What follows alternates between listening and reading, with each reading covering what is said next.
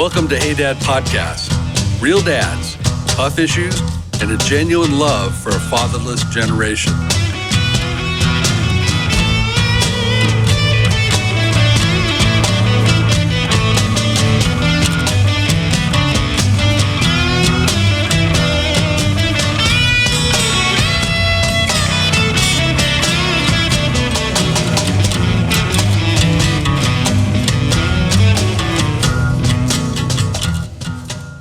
Right. So the second question on this, one of the points this book brings out is 95% of teenagers have access to smartphones. That's pretty much true, isn't it? I would say so. Yeah. I would guess more, but I'm with you. I think some have several. Is that in the U.S. or like in the world or? I didn't document where it broke it down from, but see, that was written a month ago, so it's doubled by now. Yeah. You know? Well, just the other day, I saw this thing in Africa. They had phones. Yeah. So I think it's Isn't that the crazy? world. Yeah. That makes sense. Yeah. Well, can you imagine a world without cell phones or smartphones or computers? Can you see that? I'd be very bored. Yeah. You would think. Yeah. Because I think we'd find something to do. Yeah. yeah. So a lot of times I ask my friends. I'm like, it's like, oh, do you think you'd be able to live? You know, like people. Even if it like, I'll ask people like, do you think you'd be able to live if you had a time machine and go back in time and just live in that era? Do you think you could live with the information and the knowledge you have, like, and the habits that you have now back then? I'm like, like everyone says, I want to go back in time and this. I honestly don't think. Especially our generation who are really dependent on phones, who probably are on it at least 5 to 6 hours a day tracking, right? That's crazy. They could live even in the 90s, you know, because you develop such a habit and custom and you know, you rely on your phone a lot. Yeah. You know, my work is centered around my phone. It's centered on networking. It's centered, you know, like calling people, you know, social media, eBay offer ups like that. And so it's like, I wouldn't be able to do the work or the skills that I have, you know, to even make a living back then. You know, I would have to pick up something else. You know? Yeah. You know, it blows me away about I'm listening to this and I'm thinking, damn, I must be pretty old. Because a lot has changed, dude, man. I'm telling you, man, I'll share my experience real quick. One of my friends, I graduated in 85, okay? Before 85, one of my friends comes over to my house, and I remember clear as day. And he has this big old thing with a big old antenna, and he's walking in and he's going, hey, what's up? And he doesn't tell us anything. He just wants us to ask him. So we're like, what the heck is that on his belt? And he goes, oh, this? He goes, it's the new Motorola cell phone. And we're like, what the heck is that? And we thought he took his cell phone from his house, because you know how you hang them on the wall? Oh, yeah. The cordless I don't know if you guys know about that, but you hang those phones on the wall, and then you have that long cord. You know, if you've seen Napoleon Dynamite, you know what I'm talking about. And so, but that's what we thought he was joking, and he had that big phone. You know what I'm saying? Big as like a World War II walkie-talkie. Yeah, but that was his cell phone. Yeah. But you know what, man? I mean, I can tell you even now, I mean, yeah, the phone does a lot for me. You know, I have a business that does a lot for me, but I'm more of a face-to-face person. I'd rather do that. I text if I have to. It's a very good thing to have. Phone makes it easier, but I much rather just talk to the person face-to-face. So in this world, I would be like, if my phone gets taken away, I'd probably be like, oh man, I got to walk down there. That's probably about it. But you know, I mean, for sorry, what were you No, saying? you, Jason, please. Yeah, for me, it's like I honestly prefer talking to, because back to what we were saying again. I would say would it be the first episode? We're talking about face to face, how much you're missing out on facial expression, body language, you know, communication. The thing is, it's like I love to call. If I don't like texting, I love to call people, but I know a lot of people in my generation don't like calling. No. Text me. But I miss out on so much, like someone could be texting me and they'd be like angry, and I honestly wouldn't know unless, you know, like unless I really looked into it or like hyper analyzed it, versus like if I can tell your tone of voice, you know, like I just prefer calling, honestly. Right. But I would say your best would be in person. When you look at the text, you always interpret it in its worst possible form. I have to learn that. Yeah. You know, it's like you can't take any chances. I have to assume it's the worst, you know, attitude behind these words, where it may not be at all. Yeah, because like it could be something simple like, "Hey, what are you doing right now?" versus, "Hey, what are you doing right now?" It's like you don't know. Exactly. What are you doing Yeah, now? what are you doing? Yeah. So it's like, it's you really have to like, I don't know, put your investigation Young cap people on. are breaking up through text. Yeah. Yeah. Dude, I had to go to my girlfriend's You have house to go and be face like, to face, why yeah. are you dumping me? I'm pretty sure most people don't like endorse like breaking up over text. I'm pretty sure most people, even our generation, would say it's better to do it in person, more yeah, face to respectful. face. Yeah. Well, I hope so, because Yeah. But there is some bad people out there. I would say that's definitely. Yeah, well, I mean, yeah, we have a friend that he has had 2 relationships. Both times he got broken up with over text. So Oh, see, that's not messed up. fun. Not fun. Yeah. But you know, like it's funny. Like we talk about smartphones. Like our generation who didn't have smartphones. I'm just throwing this out of the air of things we shared here. Yeah. Frank broke his back on a stolen motorcycle. I'm not saying it's right, Yeah. but that's your story. Yeah. You were naked in Pasadena playing Jesus Christ and you got crucified on a cross. On Sunset Boulevard. That's you crazy. know, we in elementary, we used to take the bus from Pico Rivera down to Seal Beach and go to the beach all day, just the kids. So like, we have those adventure stories, you know, and a lot of stuff was stupid. I'm not proud of that, but some was fun. But because you imagine that was no smartphone. We didn't have like, I could talk to you, I'm connected, I know what's going on. We better go do something. And so you really went on adventures. Like As you say that, I'm sorry, as you say that, I can, in my head, I remember a bunch of playing. stuff out, yeah. I mean, dude, we couldn't wait Yeah. to go out and play after homework and stuff and eating dinner. And then the lights would come on, and most of us, our moms would say, "You're coming in when the lights go on." And we were like, "Mom, come on, man!" And then weekends, Saturday, we got to stay a little longer. Yeah. So it was great.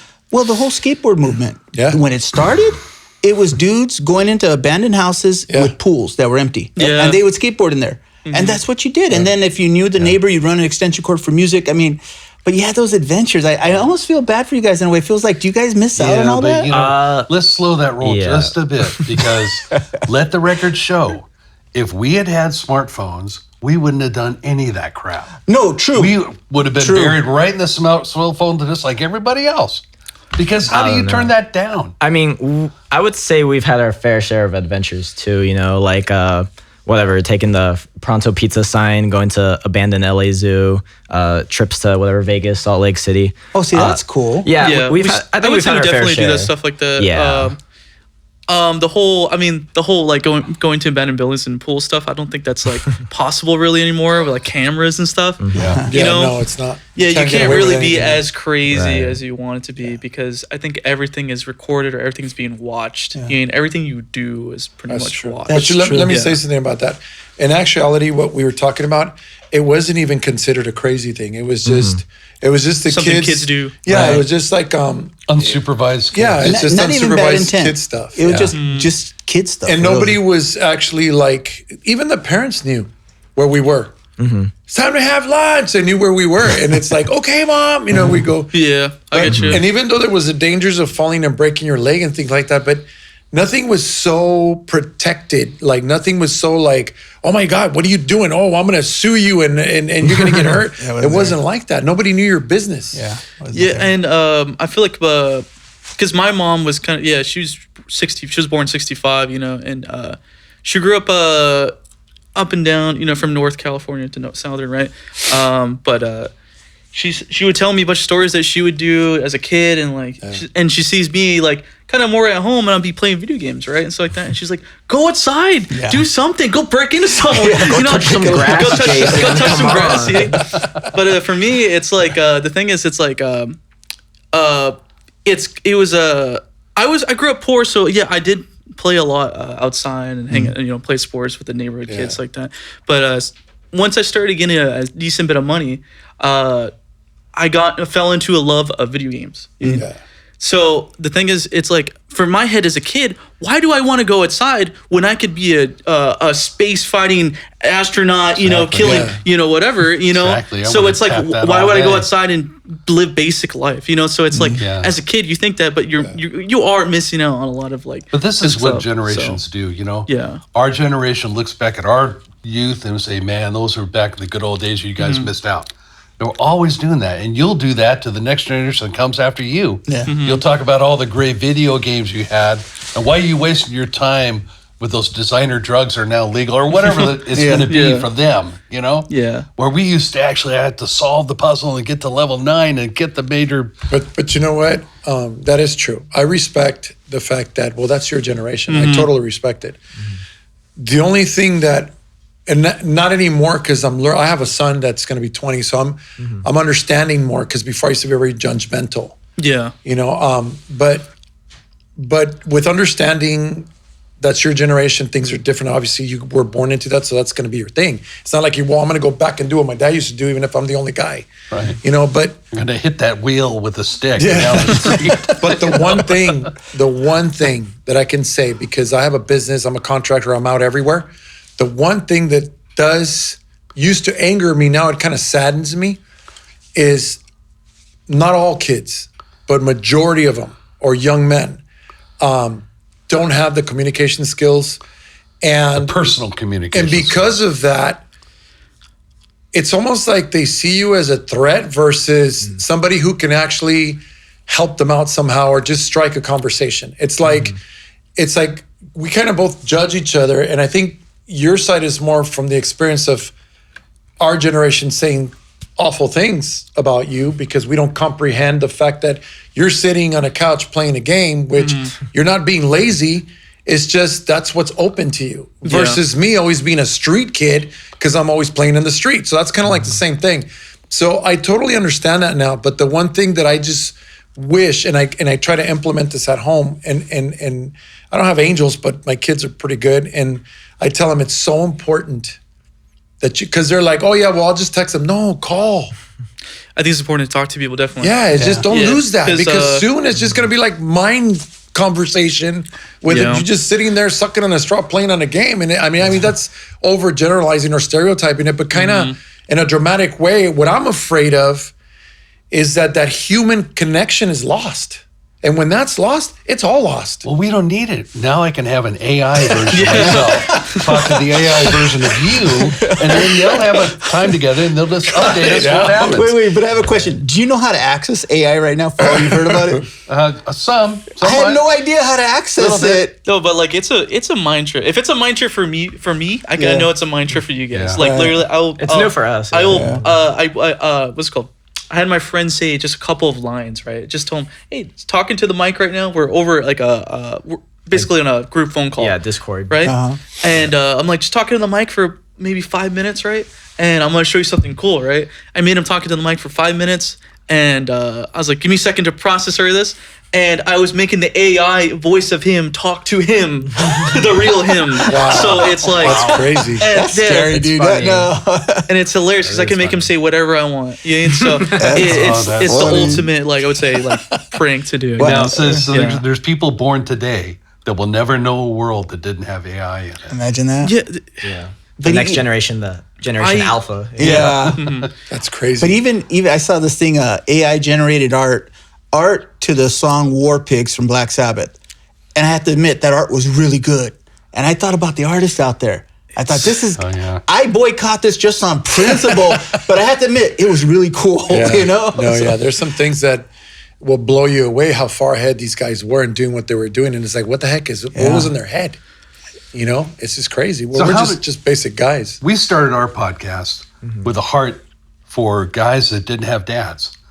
And it not just that they didn't have a dad, maybe they had a dad, but they were disconnected or not good relationships or whatever. And so you kind of go through life and you don't have any mentor. Nobody's standing in that sensei place, the Obi-Wan place, where you're looking to them. And so you tend to fill that with entertainment icons or people that don't even really exist, don't really know you. You just kind of replicate.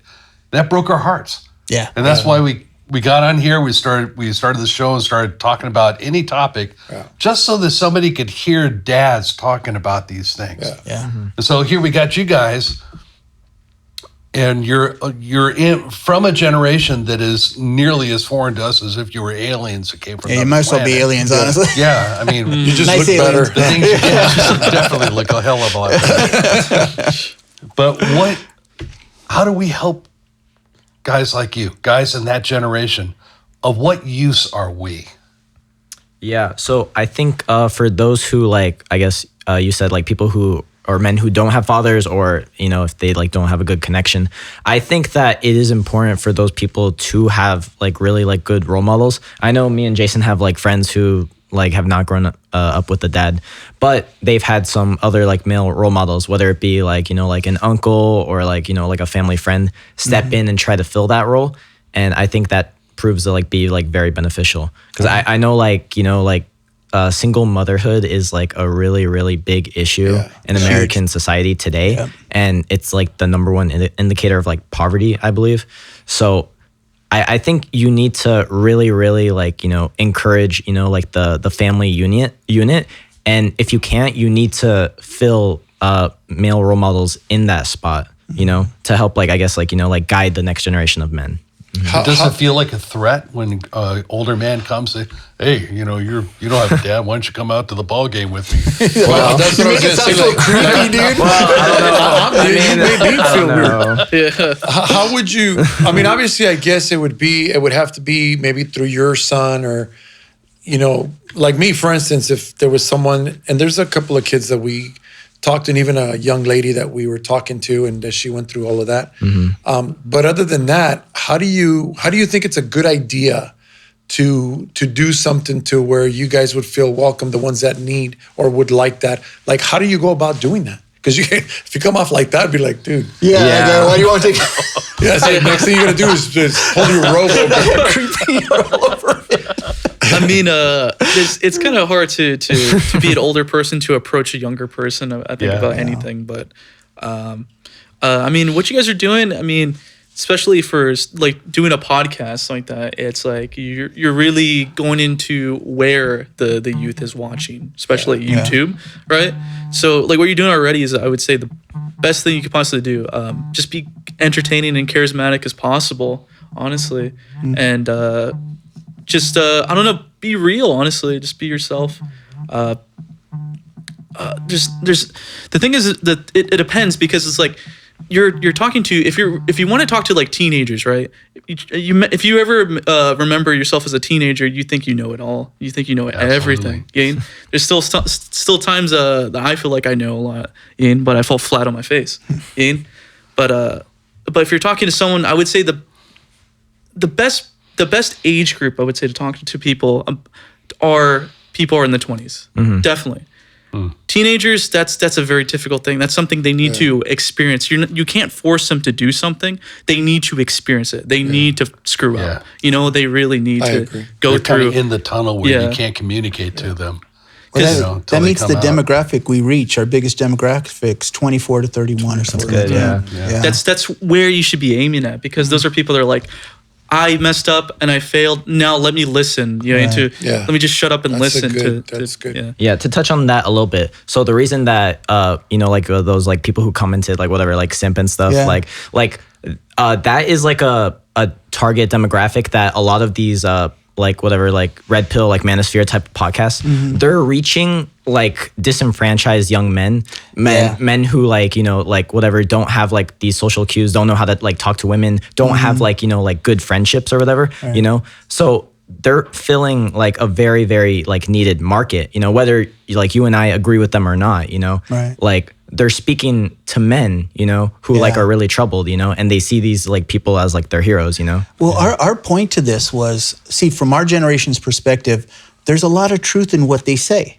And I say the most dangerous lies are, it's 98% truth with 2%, like we use the analogy, you have a bottle of wine, we'll put a few drops of urine in there. Sure. They bring in, so a man being a man, we see that as a good thing. A man opening a door for a woman, a man working hard to take care of his wife and children. And what those guys are saying is, hey, learn how to be a man again. Don't be such a wuss and stand up. And we respect and get that part.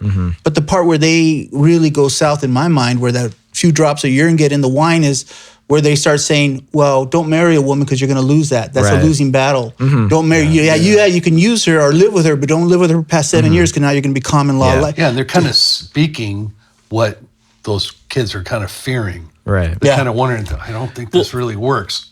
Where that came from, the red pill was it was based in being traditional, right? But I feel like throughout the years, throughout the internet and stuff like that, it's lost its complete traditional style values. Now it's kind of more of an extremist type of way of living, way of thinking, where yes, it has some principle that are traditional. That's where they get you, right? Hey, it's like you shouldn't be living the way that modern day or men and women want you to be. It's like you need to be a real man's man, traditional, right? And they get you. They're like, okay, well, it's like that seems pretty like something for me. It seems pretty manly. It seems like that's what I want to be, right? And they start telling you a bunch of these different things that you need to do, like what you were saying, where it's like, oh, you don't need to marry. Yeah, I know someone's like, get a vasectomy and a bunch of stuff like that. It's like, they're trying to get the people that are hopeless and lost. And that's who they, are trying to grab them by the throat of the audience, and trying to make them what they want to be, the heads or whatever. I guess doing a job like Andrew Tate, a bunch of other people. Office, and I fix furniture, right? So they had a leather sofa in there.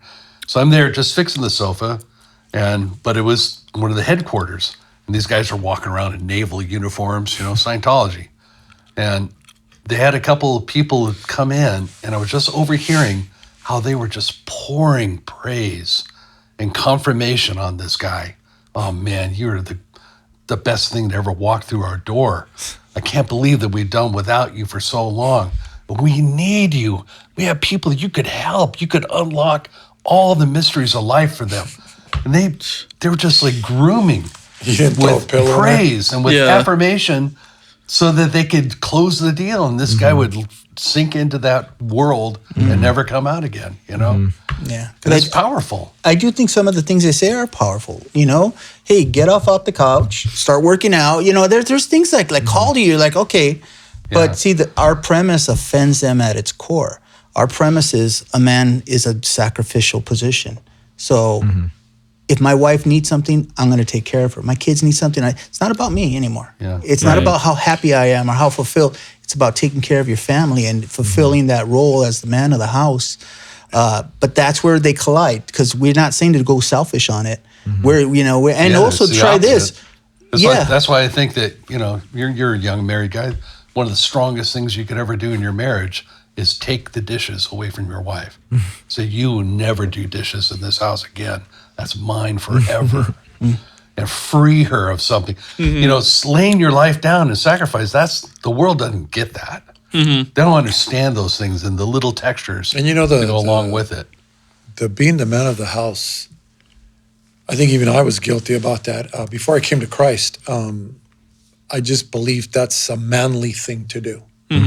Because that's through generations of Italians, that's how it is, right? When I came to Christ, I still didn't get it, but that's when I started having a hard time, because I was like, well, wait a minute. God calls us to be the head of the house, but not for the reasons I thought or I was taught. It's for the family, to be selfless and to not provide, because the Lord is the one that provides. So God and Scripture and God removed a lot of the thoughts that I thought that I was supposed to be a man for, or why, and put into perspective, where basically what it comes down to is, when you're a man, you know how to love your children. And if you don't know how to love your children, you want to learn how to love your children. And like you said, your wife, nobody gave us a manual on how to be a father or a husband. But the thing is if you put the right perspective and you follow the right instructions, which for me is the Bible, you begin to find out things about yourself that you never thought you had in you. And what is it? Basically, and known as, not a hippie thing, because I know you're a hippie, but it's love. It's Jesus' love. It's the way that God loves. How does he love? Unconditionally. He forgives. He doesn't hold anything against no one. And he works with you to be able to get you to understand that you matter so much, but not to the world. You don't matter to the world, because the world will do whatever with you, but you matter to him first and foremost, because he made you. And second, you'll matter to your wife and children. And that's enough. You know what I'm saying? So I think if I was lost in the 80s, there's no difference now. There's other things that you guys are doing now that I didn't do in the 80s, but it's the same thing. We're lost.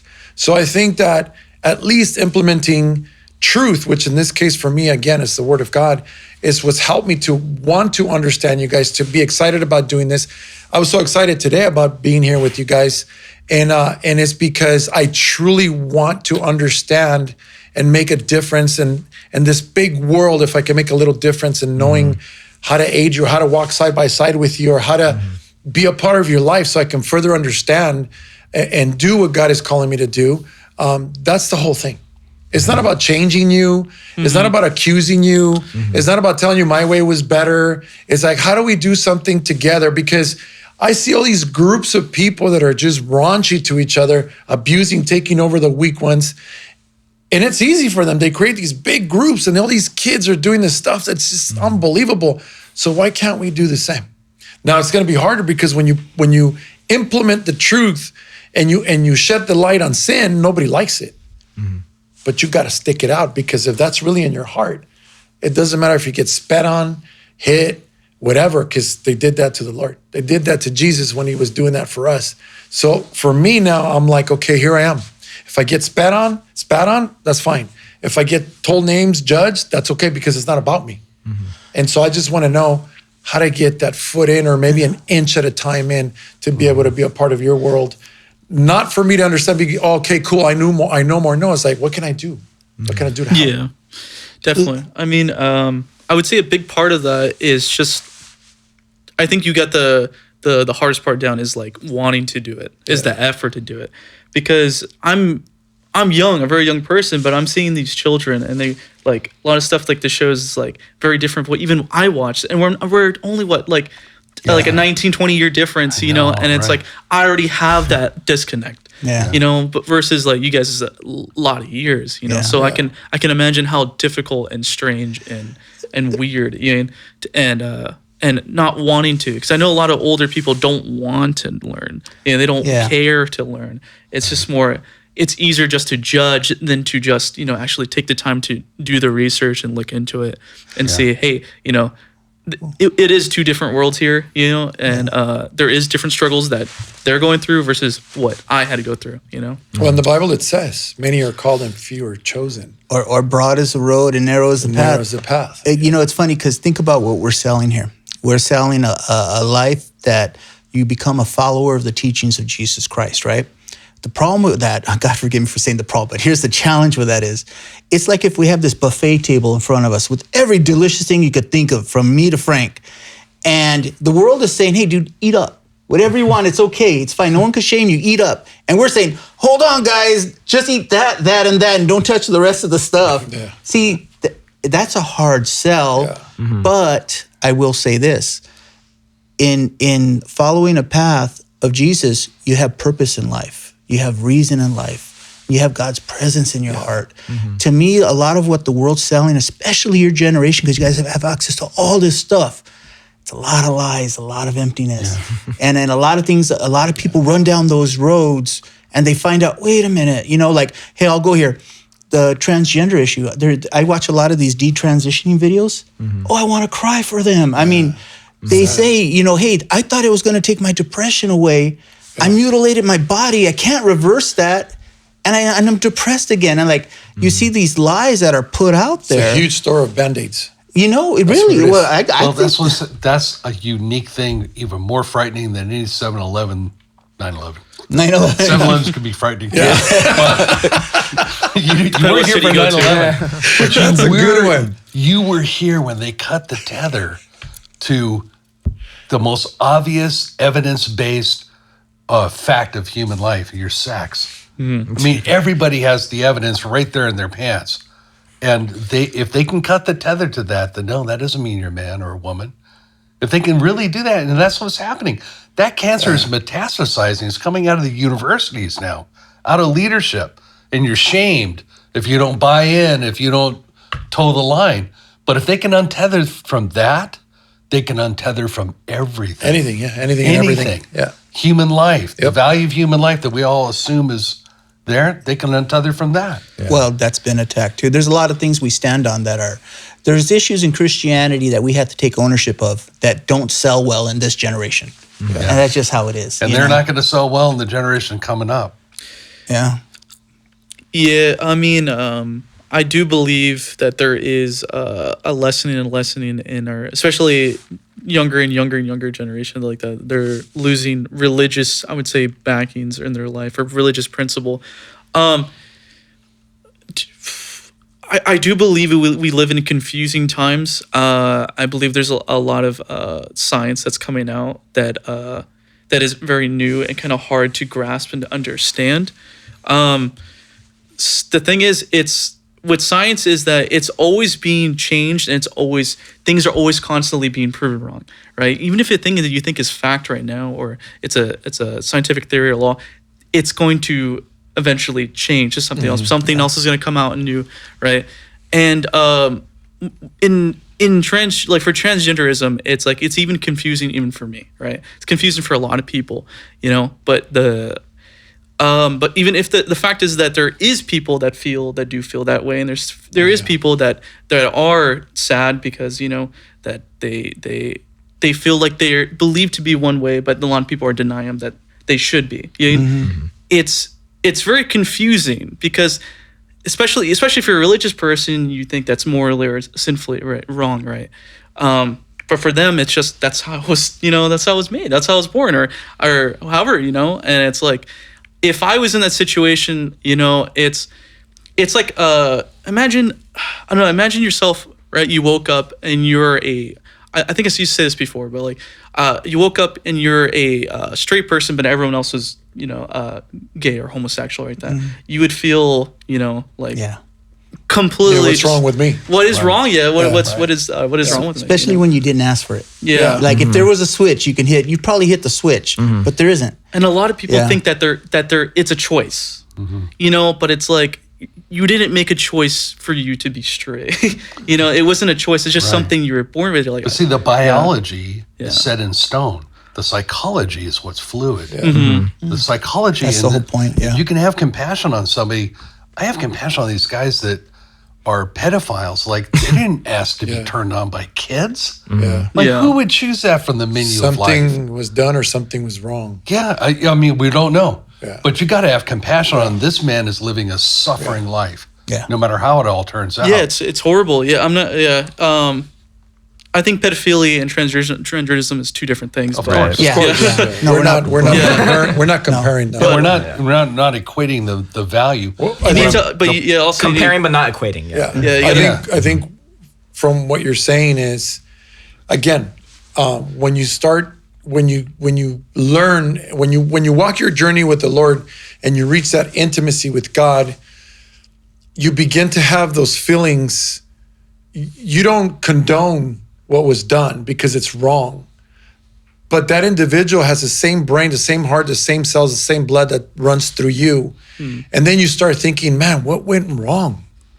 Was something done to him or was nothing? He wasn't helped when he was asking for help? Say that even cleaner. What went different? What went different? Yeah. So you try to find that compassion, even though it hurts to know what he did. But there's something more to that individual. But my thoughts on this are this. Christianity, you're really called to love Jesus more than you love sin in your life. Yeah. And so what I think it is like when you get married, that lust problem, the struggle with lust doesn't disappear from men when you get married. Like you think, I got married and I'm not going to have, no, it's still there. Yeah. Write that down, guys. It's another, it doesn't go away. It's still there. I would definitely say it's a new experience and different problems, So us as men, we're so visual, being with different women, like we can pull that off easily.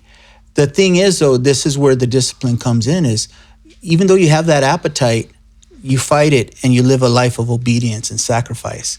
See, and that's where I would fall anyone, regardless of whatever desire they have, I would sit there and align that under God's will, and your life will be better. That would be my sell for it. So I don't condemn anyone, because a lot of people men don't ask, man, I wish I could turn off that lust switch and my life would be a lot simpler. It would be a lot less confusing. The irony, we don't have that choice. The whole dilemma is temporary, because again, we're coming from a biblical foundation. Once we're passed from this life, nobody's given in marriage anymore. It's not a sex versus sex issue. Sex is not in the kingdom of God. This is You're only right. a dilemma that's contained on this planet during our lifetime. Yeah. And so, but it's very difficult for some people. I have a handicapped son. He's almost 38 this month. And he's a guy, and he's just as much a guy as any guy. Physically. It's all there.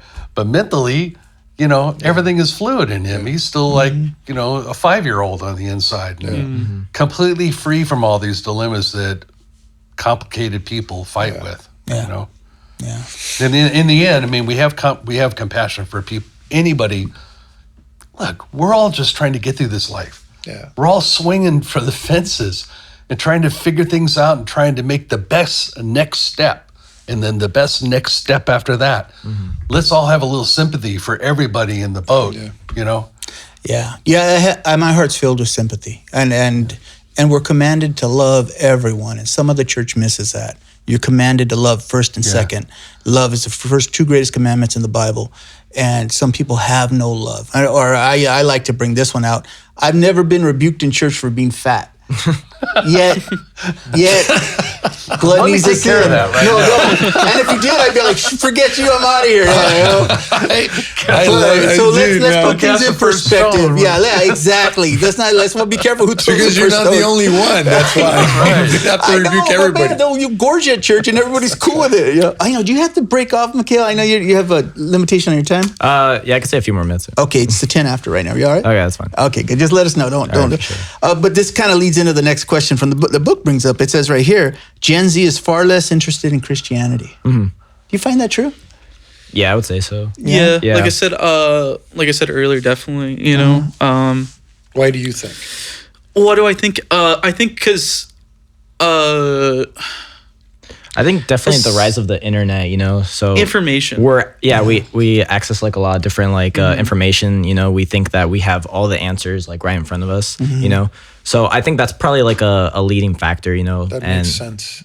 So we don't like really feel like we need to look for, as many answers, as probably like prior generations, like we're like millennials, Gen Z, like they're the least religious generations. But they also say like that right now suicide's double the rate in your generation than others. Yes. To me, that if you take away a compass, north, south, east, and west, if you take away truth or you take away direction, you're just like open to anything. Like that feels so almost hopeless. Like everything's true. Scary. Anything's true. You don't have a truth to guide your life.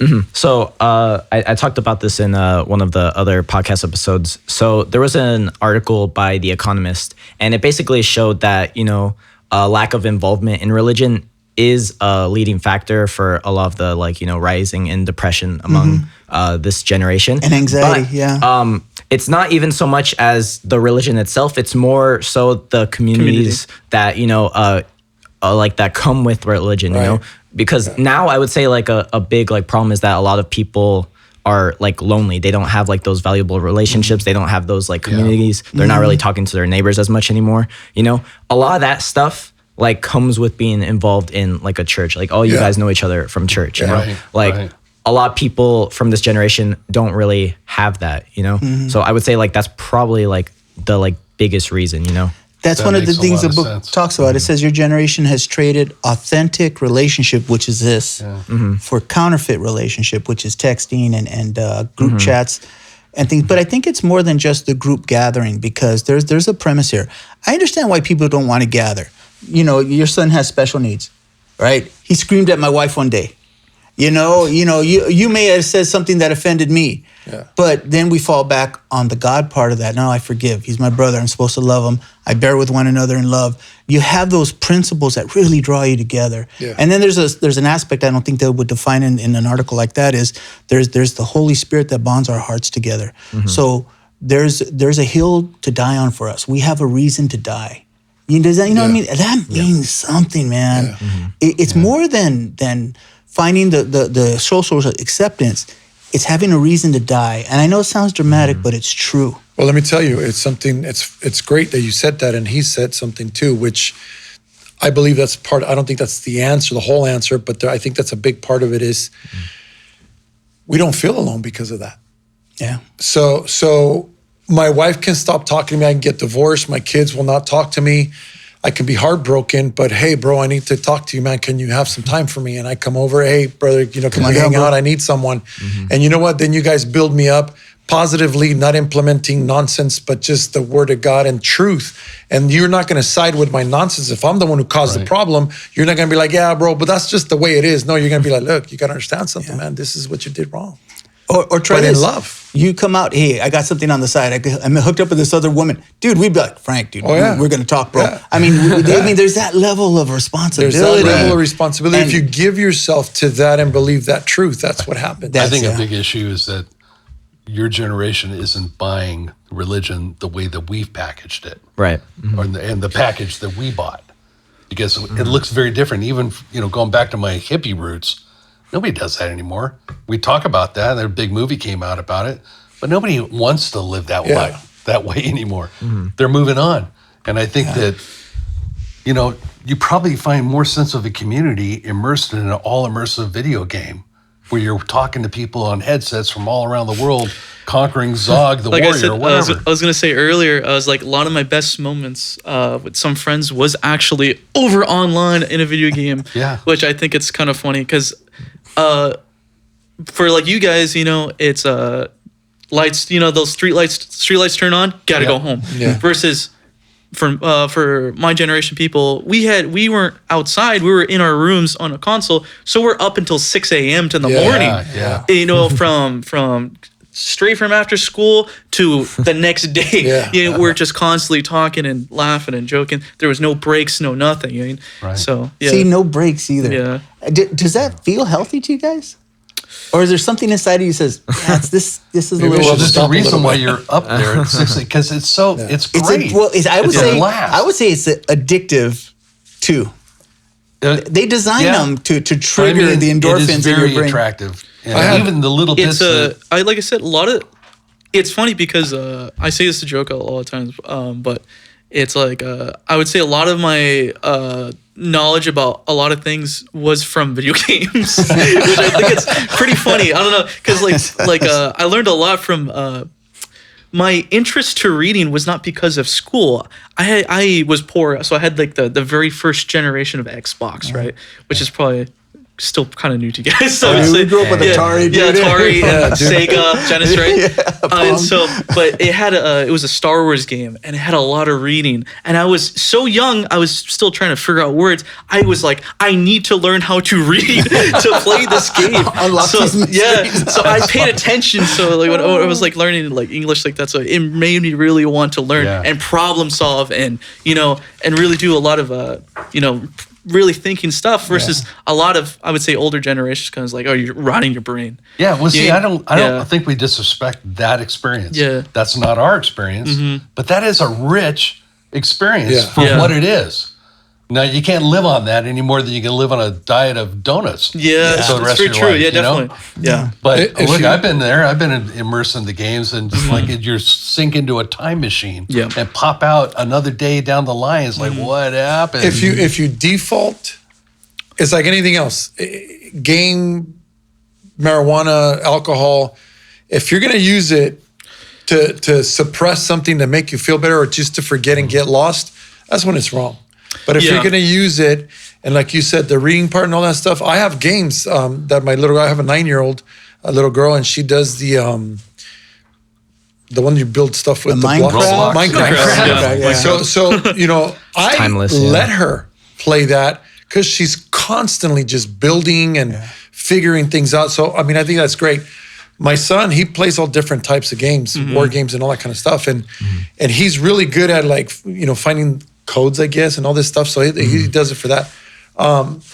My problem is, like you said, I have experienced where, dude, from the morning till the next morning, no eating, Oh, yeah? or maybe just kind of like real quick, and then and then when you start seeing the tiredness and all that, I'm like, this is not, Too much. Yeah, this Yeah, is like too this is. much. Well, here's the thing is, a relationship with Christ can be that way. It can be that way. It's not going to come packaged in a video game. It's not going to come with all the lights and all the flashing stuff that they purposely put in to activate those sensors in your mind. But a full immersion relationship with Christ, where he opens this adventure to you every single day when your eyes pop up in bed and you never know what's going to happen next. You're living that now. Yeah. You're having these bizarre encounters that come out of nowhere. I'm living that now. And we're at the tail end of our lives. And I can say this about that. You guys have heard when you're in the zone in something, right? Yeah. That's like whether you're running or whatever, you're in the zone. You're like, no pain. You're like, Nothing's gonna stop you. You're doing great, right? This is the way I could describe, in my perspective, my journey of 18, 19 years with Christ. It was hard because everything I thought was right was wrong. Yeah. And everything I didn't want to do right, I had to do right. And I didn't want, so I fought it for many years, probably more than what now I'm going into. But if you just keep going and going and going, you will get in the zone with Christ. And when you do that, when you reach that part, man, just like in the part of the game where you're like, yeah, finally I made it to that level. Because with God, it's level after level, higher and higher. Same thing as a game. So, you got to put in the work with the game until and it's pretty cool at first because like you're going to figure it out. But then it's like, oh, damn, I'm stuck here. I got to keep going back. It's the same thing with God. And then once you get to that one level, where you get a little taste of like, wait a minute, man, this is pretty cool. And you feel good about yourself.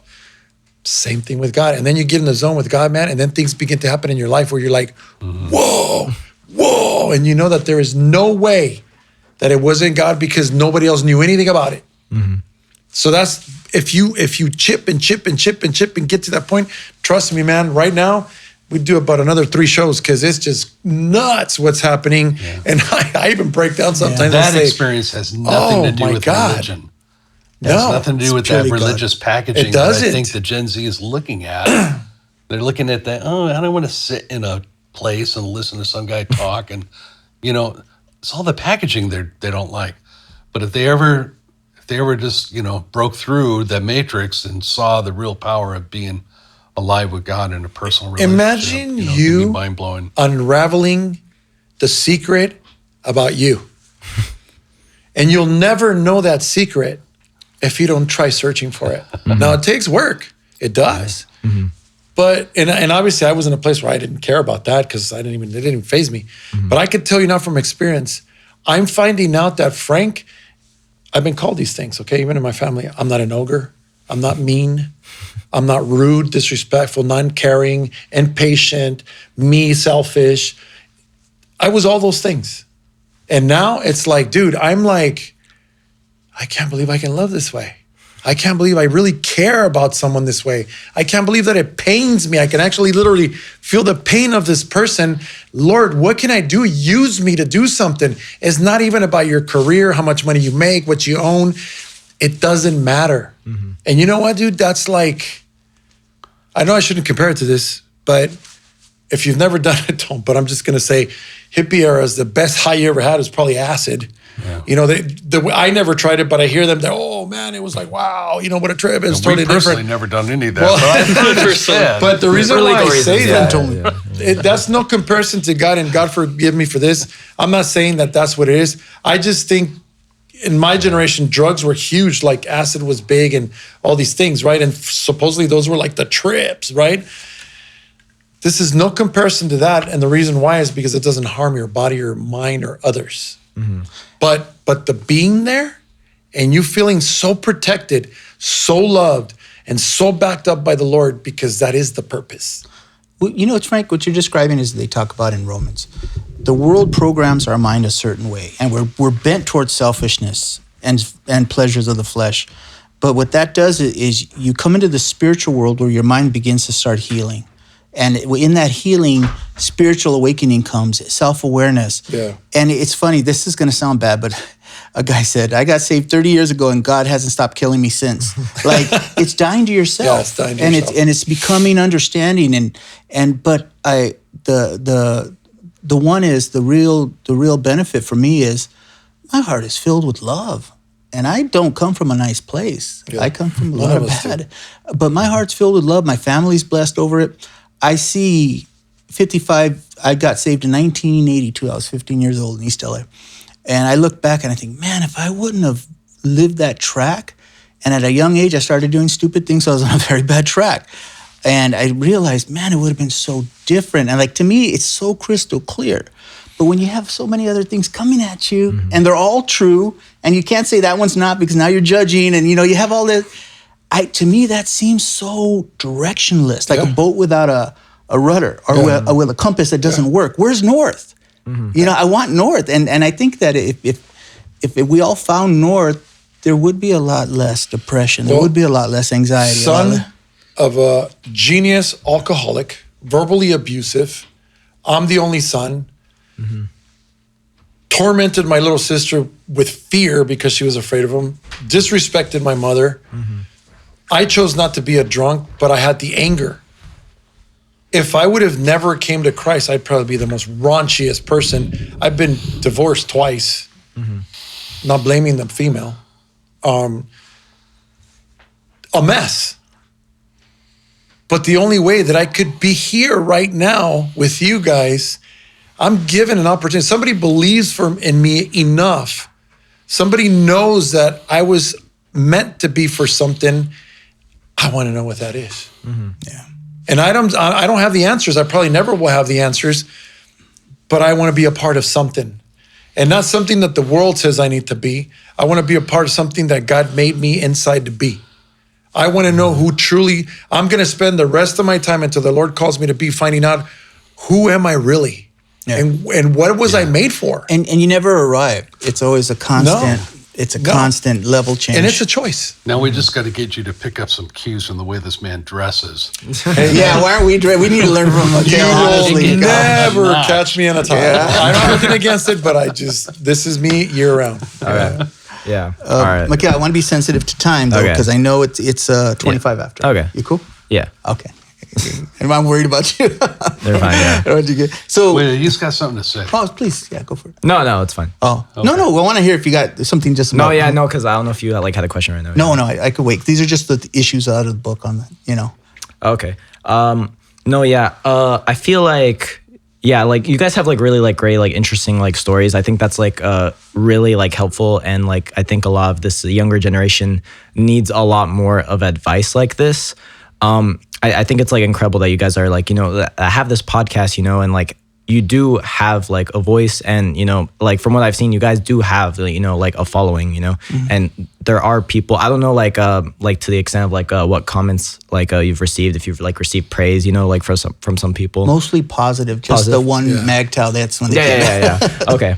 But I would say that is something that's definitely a lot needed more in society, Yeah. So as much as someone like Andrew Tate is very flashy, and gets a lot of the youth's attention, I think that we can't lose the traditional voice, that you guys are spreading. Yeah.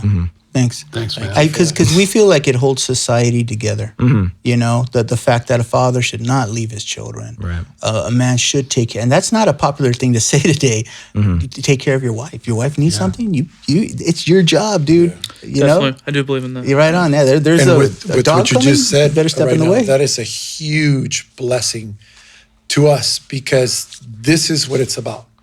You should have seen. They didn't even have to ask us twice about you guys. We're like, yes, dude. Yeah. Not because we're gonna come and tell you. We want to know what to do, guys. Oh yeah, I Help us really out. want to hear your voice and your opinion, and it's Yeah. well. Okay, let's jump on just one more thing here. Okay. Well, there's plenty guys here, but this one was you guys grew up with school shooter drills. Yeah. That's different, dude. We never had that. Yeah, that's not. No, isn't that scary? I mean, I think we're kind of used to You get it. numb to it? I mean, I don't know. Yeah, you kind of get used to it. I don't know. and, Were you guys used to whatever, hiding under your desk for the nuclear drills? Or Those are whatever, the drills we did. Yeah. Earthquakes. No, but I did always live in fear. I always Okay. thought any day Russia could hit up. That's how we were brought up. Any day we go to DEFCON 4, boom, missiles launch. And so you always had, then they came out with this movie when I was about 5th or 6th grade, the day after, so I think it was called, where it was what happens if nuclear war hits and how society goes upside down. Freaked me out. I think So I always had that anxiety in me, but it's nothing we talked about every day. But we I'm didn't talk wondering- about our feelings very I'm much. kind of wondering if this school violence thing that your generation has experienced, do you see a connection with that, with the ultraviolet video games that are saturate all the young men from your generation? Ooh, I mean, I wouldn't say so.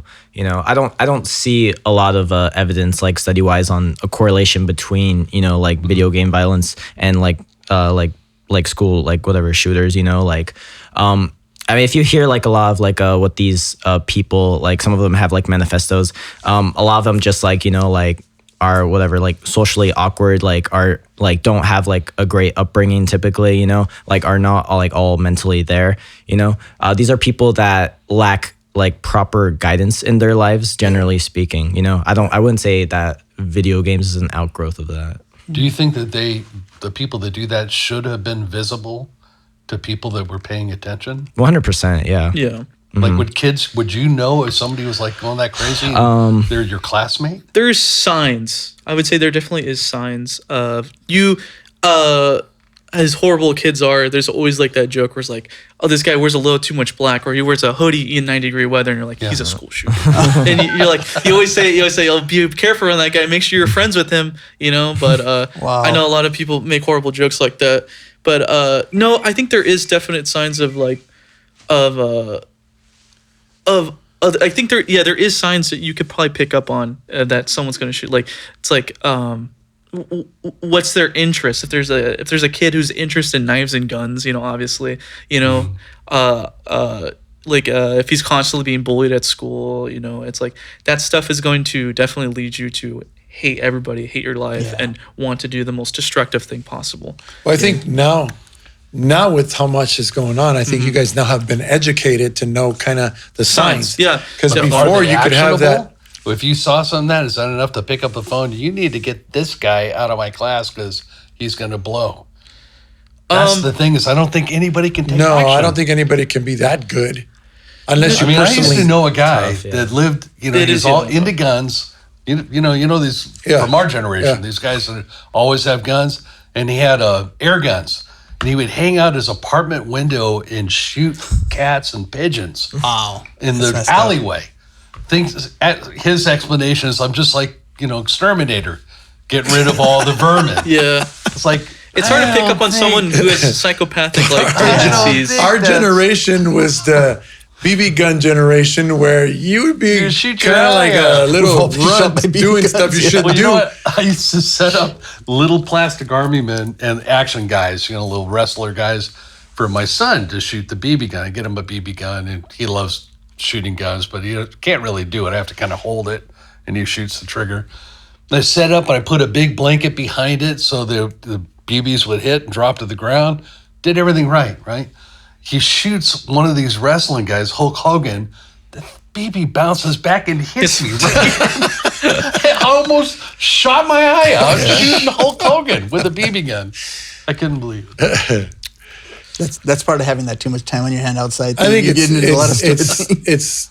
I don't think there's a way that you can actually. You could probably think something, but I don't think you could say he's one of the guys. I don't think. Yeah, because most of the time they won't do anything. No, like they that, won't. even though they have those traits. It's that's just the when hard they part. when they finally lose it, you don't know when that happens, and it's not even at school. Usually, it's somewhere else. Yeah. Do you think a teacher packing a sidearm that's visible to the class is the answer? I've read a lot of headlines. Not every teacher. I don't think so because I'd There's be some teachers afraid- that I would not be comfortable I'd be with. afraid that teachers having guns and thinking like, "Hey, you just pissed me off," and they just cross the line. What do you guys? I've had a teacher who literally broke down in class crying and saying "I hate you" to a student.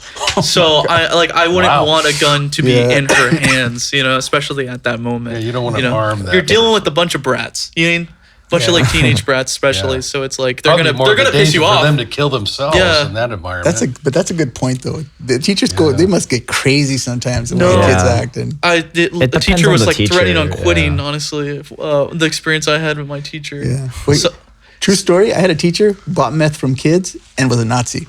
He had the uniform and everything. True story. I was afraid of my Oh my teachers. God. man. I'm afraid to say his Yeah. name. I had respect for. I was afraid. My teachers were no joke. Yeah. and everybody was respectful, and they weren't mean, but they just held their ground and were like, "Okay, Mister or Mrs." Well, you grew up in the Klingon Empire. That's Yeah. your deal, your neighborhood.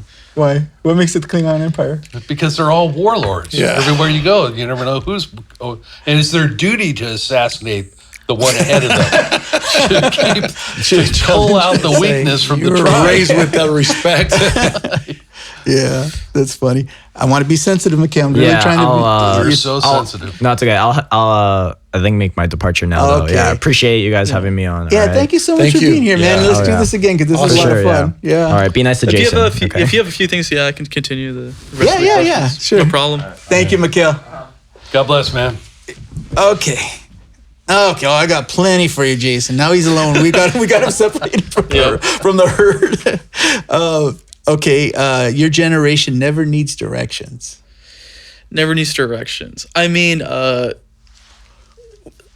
it's always going to go back to the technology, honestly, because like does. we have a smartphone. Yeah. I mean, so it's someone like there's always a way to, like, if you don't know something, you just look it up in a matter of seconds. You know what I mean? Yeah. So There's nothing more annoying than the relatives telling you how to go someplace. Like, yeah, because I'll hear something, because I believe there's two ways of doing something, right? There's the way my parents tell me, and there's the way of the internet from some random professional that tells me. You know? Yeah. So, and I'll be like, it's really confusing. It can also lead to arguments sometimes, where it's like, the big thing is, I have a large like lawn and backyard, right? And the problem is we're trying to get it to kind of grow a lot more evenly and stuff like that, right? And my dad, he's an older person, so he has this way. It's like, okay, we're gonna do this, this, and this, and this, right? And it's gonna grow. But the thing is, it's like I've done the research and stuff like that, and looked online and figured out how to do it, and it's completely almost opposite of what was told from his father. So it's like do I go with the professional online, or do I go with my dad who's got it from his father and his father, his father? So it's like it's going to lead to some argument. Yeah, you know? that's right. Yeah, because it's like you think it's this one way, and then he knows this other way. And you're gonna have a million experts at your fingertips telling you how to do it. A bunch of different ways. Yeah. So Yeah. And see, I it's think confusing. the reason why that happens, because it happened with me. I've been doing this for 33 years. I started very young out of school in the union, framer, all that stuff. And so I'm teaching my son, but I was very hard on him. Yeah. And one of the things that used to offend me is that it took me years to get there, and he just goes, boom. It says here you're supposed to do that. I'm like, They fact check you. You're And right. it's what it is. You're right. If you want to admit to what it is first you get offended, because you know that your son just figured it out. Yeah. But you want to teach your son. Yeah. You know what I'm just saying? robbed my whole So when teaching you're moment. not needed, you get offended. Yeah. You know what I'm saying? And after you get offended, you were taught not to be a wuss. So now you got to react like a man. Yeah. Which, well, that's not his generation of reaction that he's supposed to get over just trying to figure out how the lawn works. Yeah. I don't understand how my dad connects with his anger in the lawn. It's just like, what the Yeah. heck's going on? I must be worthless. Yeah. Or I don't mean nothing. And that's where he gets all screwed up. So I had to learn that he comes, because he always would. And he would come and say, hey, Pops, I know you said this, but... He always has an answer. So, yeah. so do you know what I did? I said, you know what? I want to be interested in what you're showing me. I'll tell you this. Some stuff made my life easier when I opened myself to it. Yeah. Other stuff, I said, you know what? That looks pretty cool. I still kind of trust the way I'm doing things. Yeah. But hey, go at it. Try it. Sometimes he tried it work, and sometimes it didn't. So that's how we kind of gapped the bridge, and we had that respect for each other and started working together. We gave each other a chance. And then we ended up best friends at the end, because it's like we didn't shut each other down, or the feelings didn't get mixed. But it's really hard for some men to let go of that. Yeah, I mean, I have a similar thing that happened to me. There was one day my dad went to work and I wasn't working that day, and our toilet broke, right? And I was like, you know what? Let me look online. Let me figure it out. Let me fix the toilet. That's what I should be doing, right? And I go and I looked it online. I'm like, okay, this part's broken, the chain. Let me just go to Home Depot, come back, fix it real quick, right? And my dad came home and he knew that he was gonna come home to fix the toilet. And he's like, why is the toilet fixed? And he's looking at me. He's like, who taught you how to do that? sacred ground. He was like almost like in shock, like surprised, like who taught you to do that? At first, it's like his dad had to go and teach him how to fix a toilet, versus like couple Google searches, boom, bada bing, get it. It's like he caught you in bed with another man. Oh my god. who you been with? Who told you all this? But I have a lot of experience. And like it's that. And they take offense to it, definitely. Yeah, he wants to do what's worked for generations before him up to him, but that doesn't work anymore. Yeah. We cannot compete with the internet. You can't. They call it the University of YouTube. Yeah. You could learn. And I go to YouTube all the time to learn things I'm not familiar with. The person, the author that made, or whatever you want to call him, that made the book for dummies, he went broke. Oh yeah, I guess You know what that is?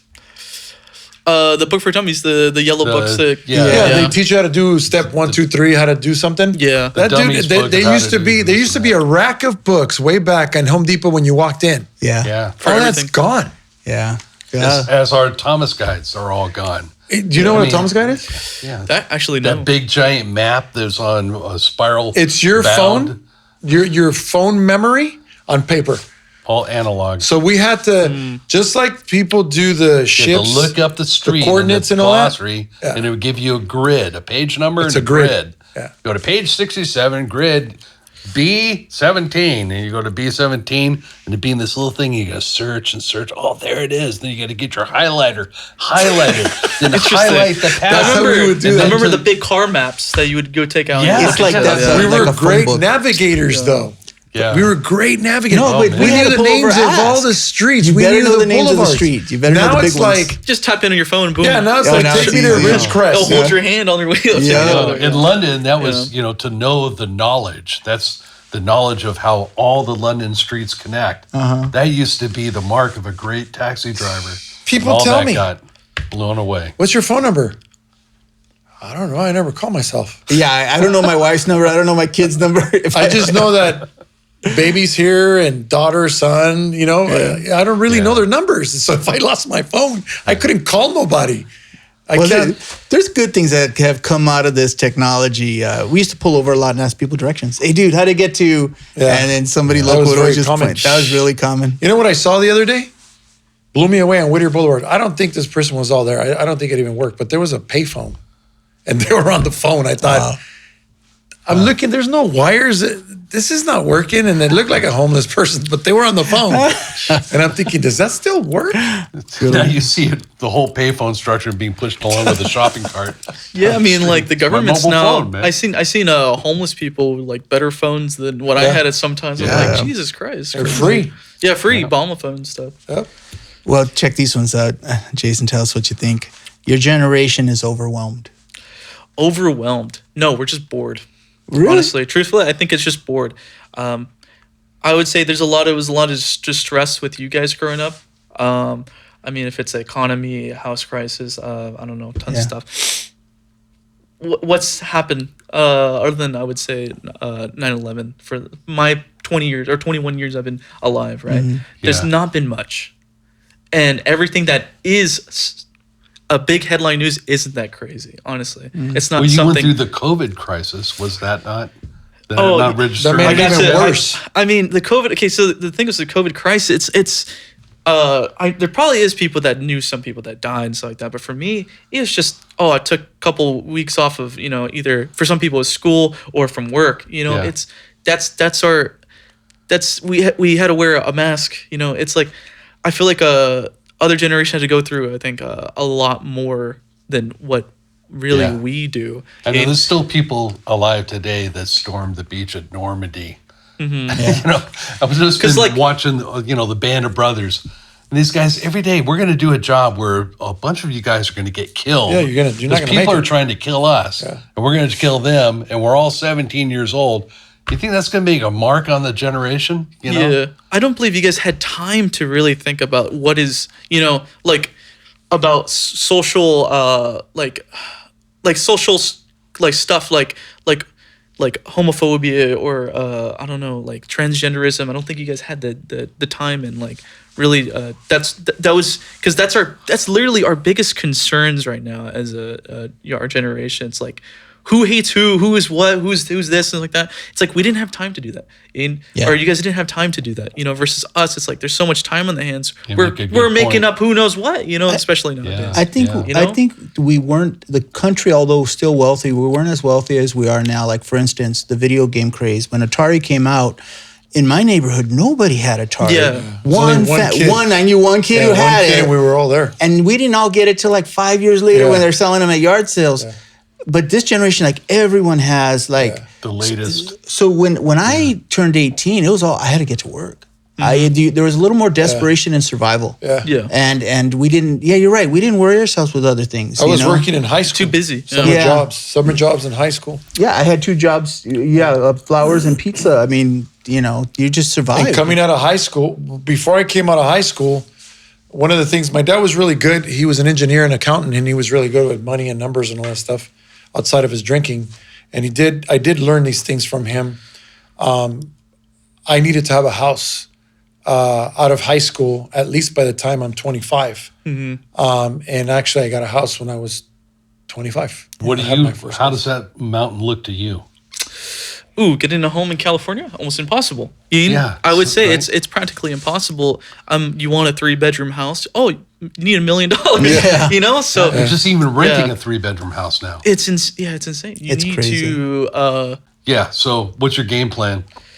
I would say game plan is honestly what I'm trying to do is kind of do what my parents do is kind of like they're very big on investments. If it's like I know they for a lot of years had CDs, stuff like that, like tons of different investments, real estate. They're really big into real estate and just basically follow what they're doing.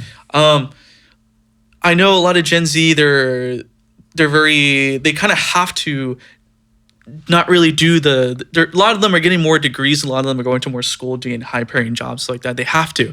You can't really work at, Frito or Lay's and stuff like that and be a warehouse worker, a blue collar job, and then actually get a home. It's not possible. You need to do more. It's true. And if you don't want to go to school, you get a skill, and it needs to be a really high paying, like job, So, and if you can't want to do that, you have to even start a business, real estate or something, investing, so. From our perspective, that seems like a very depressing issue for the generation coming up. A lot of people are moving out. Move to different states. It's like, I don't know how my kids are going to, how are they going to do it? Right. Make sure I would say the best thing is to tell them go to school or start a business, do something, do something other than just having a job, jumping over bills, You can't do regular guy stuff anymore. You got to do like that Uber that's thing, really tough to jump over the side house. stuff you could do too. Yeah. Cool. Well, guys, I hate to cut the conversation off, but we really do got to call it. We're sorry. Jason, thank you so much, man. Yeah, no problem. What's the name of your podcast again? Yeah, Raw Rejects. Raw Rejects, right on. Raw Rejects. I'm going to look you guys up when I get home. I'm interested now.